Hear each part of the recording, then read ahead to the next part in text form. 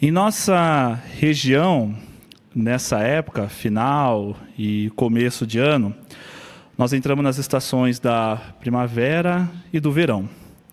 E nessa época, chove muito. Muitas vezes, nós passamos até por grandes quantidades de água que cai do céu. Então, não é raro nós ouvirmos uma expressão que as pessoas falam, está caindo um dilúvio lá fora. E um dia ensolarado em que nós estamos fazendo as nossas atividades, geralmente, através do celular, nós conseguimos ver a previsão do tempo. E assim, se vemos ali que vai chover, a gente pode se preparar para aquela chuva. Se temos que sair para trabalhar, talvez a gente leve um guarda-chuva, uma capa, procuramos um lugar que tenha abrigo contra a chuva. Se estamos nos nossos afazeres de casa, talvez tem roupa lá no varal, a gente sabe que vai chover, ou até está avistando aquelas nuvens que estão chegando, recolhemos a roupa, fechamos a casa. Tomamos essas decisões, irmãos, para que assim não tenhamos consequências desagradáveis se caso vinha a chuva. Estamos falando aqui de uma chuva simples. Mas e se recebermos alertas de uma chuva muito grande, que pode ocorrer até mesmo uma catástrofe? Nós, testemunhas de Jeová, estamos sempre recebendo alertas de estarmos preparados se caso isso ocorra. Nós ali recebemos sempre alertas de estarmos com as nossas mochilas de emergências, estarmos com os nossos contatos atualizados para pessoas responsáveis que podem nos ajudar em caso se tiver alguma chuva muito forte. Bom, irmãos, fazemos tudo isso para que nós estejamos prontos caso aconteça alguma coisa. Estamos falando aqui a respeito de uma chuva que pode acontecer. No passado, meus queridos irmãos, teve um relato na Bíblia em que aconteceu uma chuva muito forte.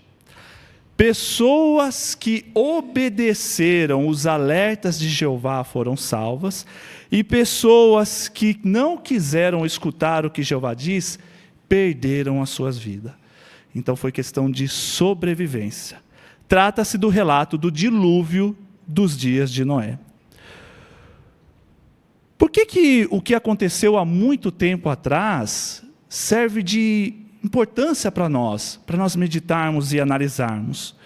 O dilúvio nos dias de Noé ele tem muito paralelo com os nossos dias. E nesse discurso, irmão, nós vamos abordar alguns pontos sobre esse dilúvio. Primeiro, será que o dilúvio ele realmente aconteceu? Que prova nós temos que em breve Jeová ele vai acabar com toda a perversidade da terra de novo, só que de uma vez para sempre. E por que isso deve nos manter alerta? E terceiro, e mais importante, o que devemos fazer para sobrevivermos a esse dia? Ou seja, não estarmos juntos com as pessoas más. Bom, primeiramente, vamos analisar um pouquinho a respeito do dilúvio dos dias de Noé. Será que ele realmente aconteceu? Será que nosso planeta, em certo ponto, se encheu de água, como a própria Bíblia diz, cobriu a terra inteira? A Bíblia, irmãos, ela traz evidências de que realmente um dilúvio aconteceu aqui. Quando nós lemos este relato na Bíblia, a gente vê muitos pormenores do que o escritor ele deixou para nós lá. A Bíblia traz datas específicas, detalhe de como deveria ser a construção daquela arca e instruções precisas do qual Noé e sua família deveriam obedecer, o que eles precisavam fazer. Bem, mas antes de nós falarmos a respeito desses detalhes, vamos analisar o que estava acontecendo lá naquela época para ocorrer esse dilúvio. O ano ali era por volta de 2370 a.C., praticamente o começo ali da humanidade ainda. A Bíblia já tinha relatos sobre homens ruins que quiseram seguir os seus interesses e seu bel prazer, mas também falava de homens que buscavam a Jeová, queriam fazer o que era coisa boa. Nesta época, um desses homens que queria fazer as coisas de bem, que buscava Jeová, era Noé, e se destacava dentre os outros. A humanidade tinha a sua vida, as pessoas estavam trabalhando, casando, tendo filhos. Só que acontece que, certa vez, os filhos do verdadeiro Deus, ou seja, anjos, notaram o quão bela eram as mulheres aqui na terra. Aí tiveram a ideia, que é contrária do seu propósito, que é de servir a Jeová, de descer à terra em forma de humanos, se materializaram como humanos e tiveram então relações com essas mulheres. E daí tiveram filhos. Coloca a primeira imagem para nós, por favor, irmão. Como eles eram anjos, esses filhos que nasceram se tornaram homens fortes, homens de fama. E dentre essas características, uma que mais se destacava era a violência. Ou seja, a terra ficou cheia de violência, a ponto de Jeová ter um sentimento ruim. Veja aí em Gênesis, vamos abrir nossas Bíblias em Gênesis, pode deixar aberta aí que nós vamos ver mais textos. Primeiramente, Gênesis capítulo 6, o versículo 5 e 6. Olha o sentimento de Jeová quanto ao que nós estamos vendo nessa imagem, o que estava acontecendo ali na terra. Gênesis 6, 5 e 6 diz assim: Assim, Jeová viu que a maldade do homem era grande na terra, e viu que toda a inclinação dos pensamentos do seu coração era só má, todo o tempo. Jeová lamentou ter feito os homens na terra, e seu coração se entristeceu. A terra, por conta dos homens e desses nefilins, esses gigantes, assim como eram chamados, ficou muito ruim. Imagine como era para uma pessoa que queria fazer o bem, queria servir a Jeová nessa época. O quanto ela poderia ser hostilizada por essas pessoas. Havia muita maldade. Jeová, então, tinha que tomar uma ação. Vamos ver aí o 7, 8, o que Jeová fala a respeito da ação que ele queria tomar, ó. 6, 7, 8. De modo que Jeová disse: Vou eliminar da face da terra os homens que criei, o homem junto com os animais domésticos, os animais rasteiros e as criaturas voadoras dos céus, pois lamento tê-los feitos. Mas Noé achou favor aos olhos de Jeová. Jeová então decidiu acabar com a violência que estava acontecendo, mas como um Deus justo e amoroso, achou uma pessoa ali que servia a ele de coração, que era Noé. Por causa disso, se nós olharmos aí por cima, os versículos 14, ali Jeová pede que ele construa uma arca. E depois ali no versículo 17, Jeová fala que iria trazer um dilúvio em água, do qual iria encher a terra inteira. Bom, então essa era a situação naquele tempo. A terra estava com violência, um homem temente a Deus estava com uma designação, e um fim iminente estava para vir na terra. Noé, então, ele começou a construção da arca junto com sua família.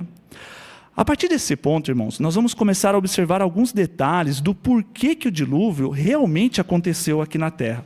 Coloca a segunda imagem para nós, irmãos, por favor. A arca, ela deveria ter 135 metros de comprimento, por 15 de altura e 20 de largura. Na Bíblia, aí no capítulo 6, o versículo 15 e 16, a gente vê que as medidas estão em côvados. Mas se nós revertermos para metro, dá aproximadamente essas medidas aí. Na gravura que nós estamos vendo aí, a gente vê que era algo muito grande, maior que até um avião de grande porte. Não sei se os irmãos estão conseguindo ver o pontinho ali, mas tem a descrição que é um elefante. Olha o quão grande deveria ser essa arca. Ela deveria ser revestida de betume, algo que era muito usado no Oriente Médio ali, contra a umidade, contra a água, né? Era uma espécie de piche, de cor escura. Ela deveria também ter janelas, para que pudesse entrar luz durante o dia, né? E uma porta só. Obrigado pela imagem, meus queridos. Embora nós vemos algumas representações da arca, ela tendo proa e polpa, aquela curva que é colocada na frente e atrás do barco, muito provável que a arca não tinha isso. Esse projeto dos barcos que é colocado, a proa e a polpa, ela é feita para o barco navegar. E a arca não foi feita para navegar, ela foi feita para flutuar somente. Então é muito provável que a arca era como se fosse uma caixa mesmo, que deveria flutuar quando a terra se enchesse de água. Note só, irmãos, como a Bíblia ela dá detalhes específicos de como deveria ser essa construção. Os metros, o material que deveria ser usado. Veja só a riqueza e a exatidão de como ela deveria ser feita. Bem, Noé, então, havia construído a arca. Adiantando aí um pouquinho para o capítulo 7, nós vamos ver mais detalhes sobre o que aconteceu depois que Noé construiu a arca, os animais entraram lá para dentro. Gênesis 7, agora os versículos do 4 ao 6. E mantenha aberto aí que a gente vai ler mais versículos. Pois em apenas 7 dias, farei que chova sobre a terra por 40 dias e 40 noites, e vou eliminar da face da terra todos os seres vivos que fiz. Então Noé fez tudo o que Jeová lhe havia mandado. Noé tinha 600 anos de idade quando o dilúvio de águas veio sobre a terra. Agora vamos ler o 11 e o 12, ó. No 600º ano da vida de Noé, no 2º mês, no dia 17 do mês, nesse dia arrebentaram todos os mananciais das vastas águas profundas, e abriram-se as comportas dos céus. E a chuva caiu sobre a terra por 40 dias e 40 noites. Agora um pouquinho mais à frente só, irmãos, capítulo 8, a gente vai ler o versículo 4, 13 e o 14. Capítulo 8, vamos ler o versículo 4, depois o 13 e depois o 14. Versículo 4. No 7º mês, no dia 17 do mês, a arca pousou nas montanhas de Ararat. Agora o 13 e o 14. Então, no 601º ano, no 1º mês, no 1º dia do mês, as águas tinham escoado da terra, e Noé removeu a cobertura da arca e viu que a superfície do solo estava secando. No 2º mês, no dia 27 do mês, a terra havia secado completamente. Note que em todos esses versículos, a Bíblia dá detalhes a respeito de datas, de quando havia acontecido o dilúvio. É claro que essas datas, ela corresponde ao calendário bíblico, ou como muitos chamam, calendário judaico, do qual tem, começando pelo mês de Tisri, depois vem o mês de Shesvan, e assim por diante. Mas o importante aqui é que o escritor bíblico ele colocou em detalhes essas datas. Será que se o dilúvio fosse simplesmente um conto fictício, teria necessidade de colocar datas específicas de quando ele aconteceu? Olha outro ponto aí, ó, descrito no versículo 4 do capítulo 8, onde a arca pousou. Ali fala do Monte Ararat. Na região da Turquia, a montanha mais alta está lá para provar, o Monte Ararat, né? Expedições arqueológicas elas têm tido pouco êxito de achar evidências a respeito da arca. Mas isso se dá pelo fato de que a Bíblia não fala exatamente onde a arca pousou e também de ter passado-se muito tempo, desde a época do dilúvio até os nossos dias. Um outro ponto também é que lá na Turquia tem constantemente zona de guerra ali, né? Onde também prejudica que expedições possam ir para lá para achar mais evidências. Mas a arqueologia deu outras evidências de que possa ter ocorrido um dilúvio aqui na Terra. Um exemplo disso são de fósseis de grandes animais encontrados. E a maioria desses fósseis são perto de topo de montanhas, como se estivessem procurando algum abrigo. Muitos deles a gente pode ver, até mesmo fotos, creio que os irmãos já viram, a respeito de mamutes ou grandes animais que tinham antes. São evidências de que realmente houve alguma inundação aqui na Terra. Uma outra evidência também, a formação da Terra. Se nós procurarmos em livros de geologia, a gente vai ver muitas fotos ali de como era a Terra, possivelmente como era a Terra antes. E como ela mudou depois de passar por um cataclisma. Até muitos desses cientistas falam da pressão da água, o quanto ela aumentou, a água no planeta, o quanto ela aumentou, e hoje a gente vê que 70% de nosso planeta é composto de água, separado aí pelos 5 oceanos, né? Atlântico, Índico, Pacífico, Ártico e Antártico. Bem, irmãos, vimos aqui então que a Bíblia ela traz detalhes específicos de como foi o dilúvio, destaca um monte que existe até hoje onde a arca pousou, fósseis que são encontrados em montanhas de animais que estavam buscando sobrevivência e a mudança da formação da terra, que está com muito mais água hoje. Creio que são muitas evidências de que realmente o dilúvio aconteceu. O propósito de Jeová para com esse dilúvio era acabar com toda a maldade da terra. Então, os humanos maus e os nefilins, aqueles gigantes, morreram, foram destruídos no dilúvio.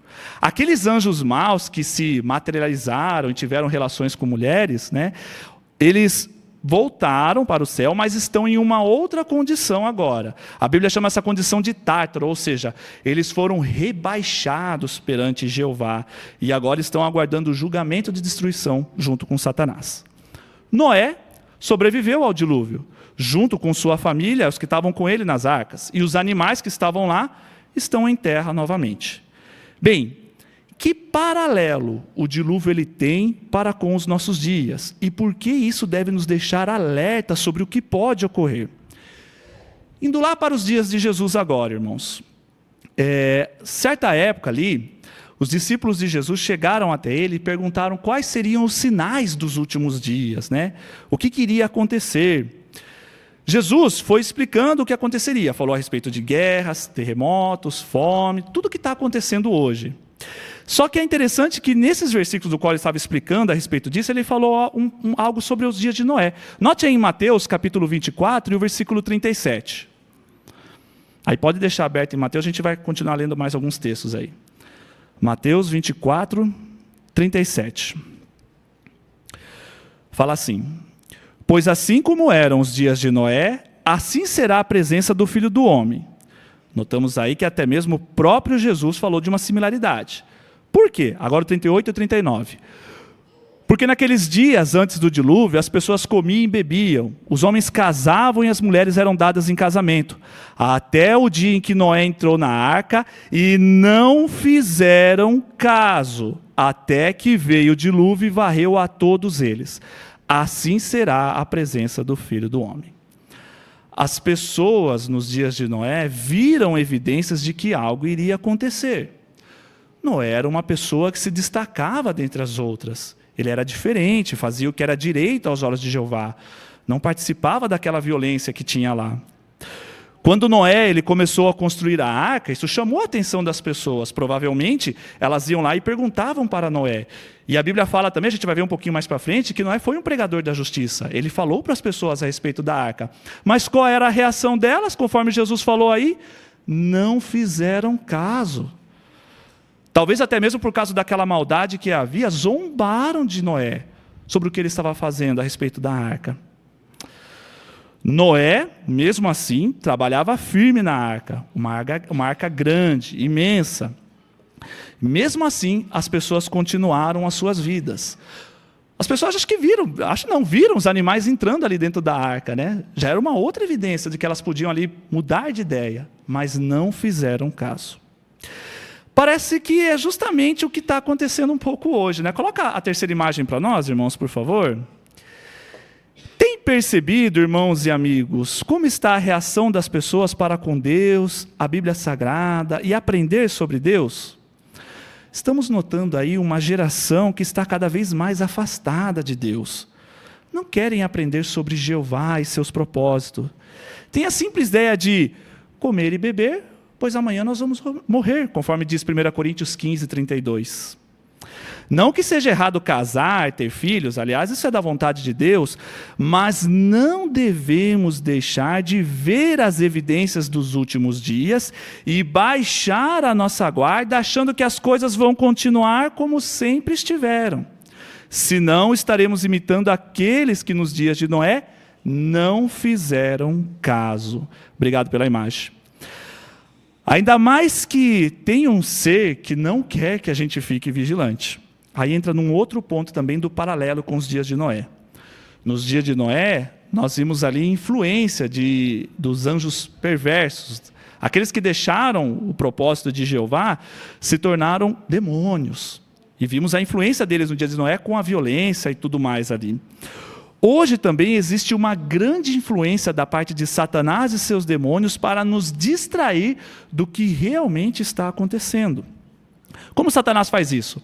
Por meio da política, a religião que não ensina o que é verdadeiro, o consumo desenfreado de bens materiais, principalmente para ficarmos focados, gastando muito tempo no trabalho, e seu principal meio, a mídia como um todo.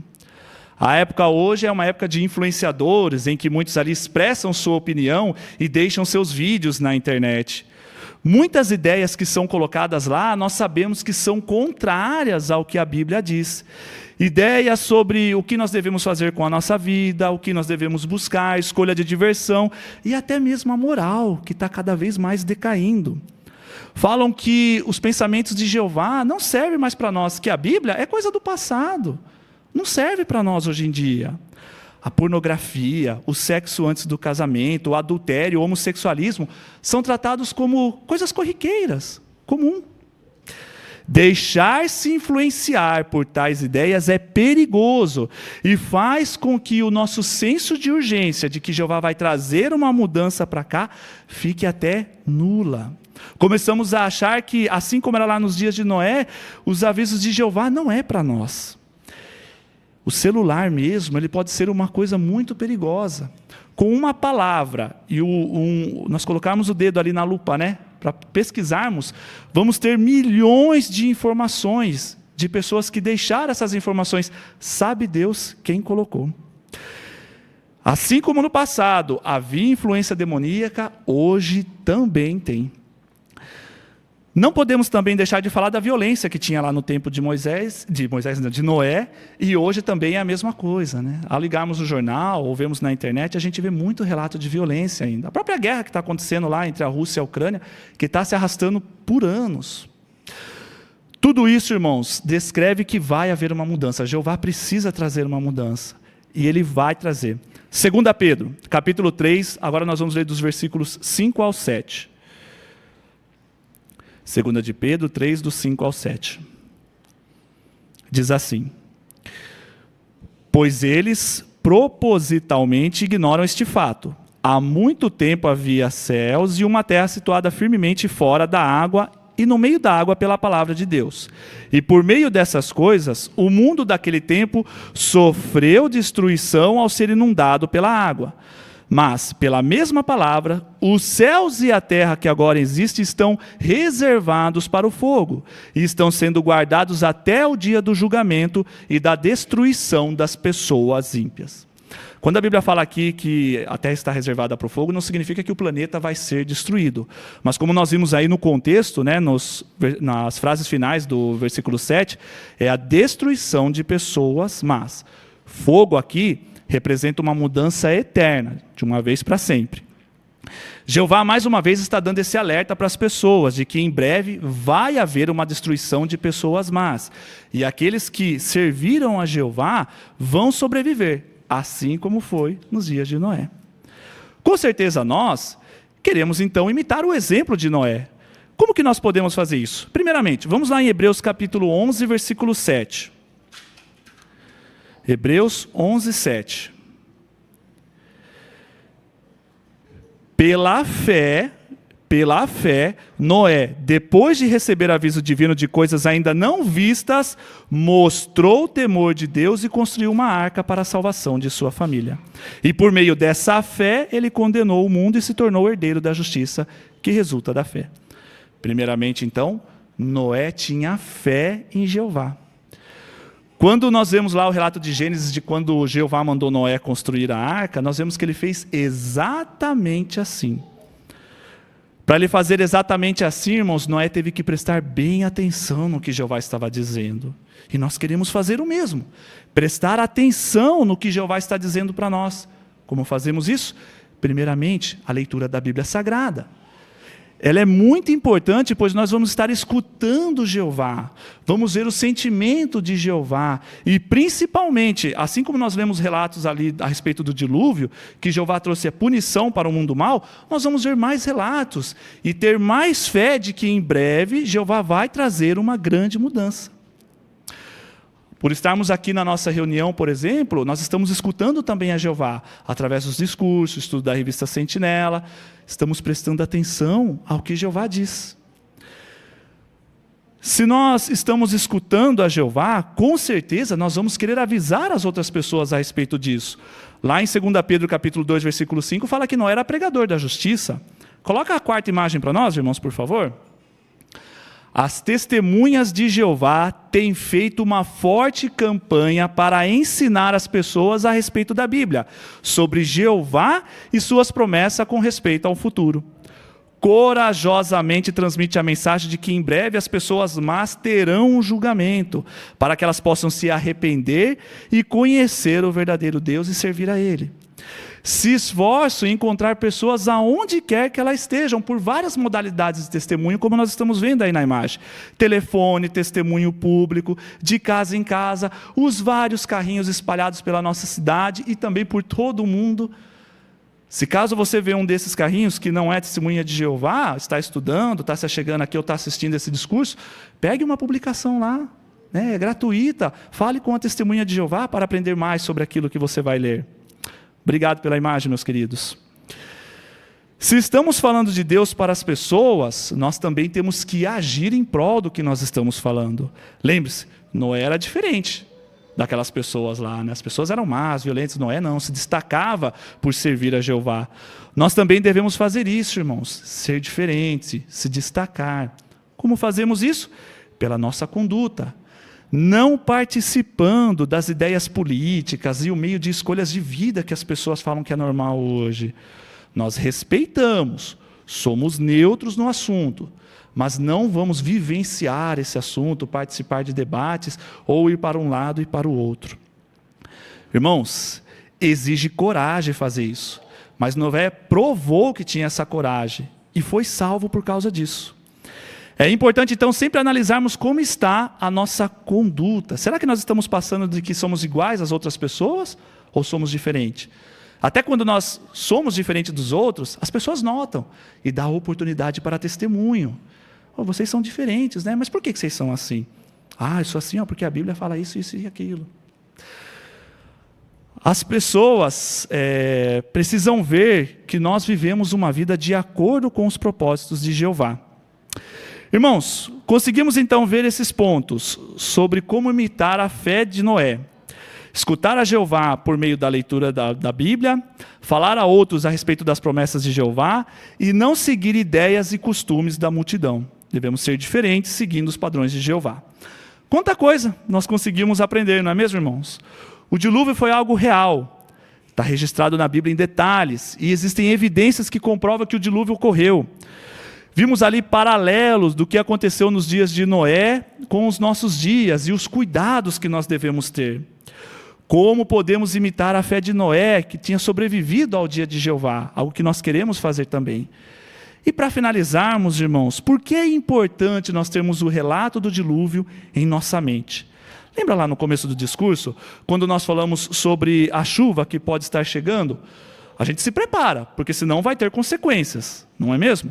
Coloca a quinta imagem para nós, irmãos, por favor. Da mesma maneira, irmãos, ter o relato do dilúvio vai nos motivar a gente a fazer uma escolha, tomar uma ação em prol dessa escolha. Pelos sinais que estão acontecendo, falta muito pouco para esse fim. Não é hora de baixar a guarda e achar que vai demorar, ficando em cima do muro, pensando em que talvez seguimos a Jeová iremos perder muitas coisas. A Sentinela até vai falar um pouquinho a respeito disso depois, né? Não é hora para isso. Se fosse como nos dias de Noé, nuvens densas já estão sobre nós, e os últimos animais já estão entrando ali na arca. Então nós temos de continuar, ou então começar a estudar a Bíblia e seguir os padrões de Jeová. Obrigado pela imagem. Se fizermos desta maneira, irmãos, assim como Jeová achou favor em Noé, vamos ter a imensa alegria de Jeová achar favor em nós e passarmos com vida para o mundo justo, sem violência e maldade, desta vez, de uma vez para todo o sempre.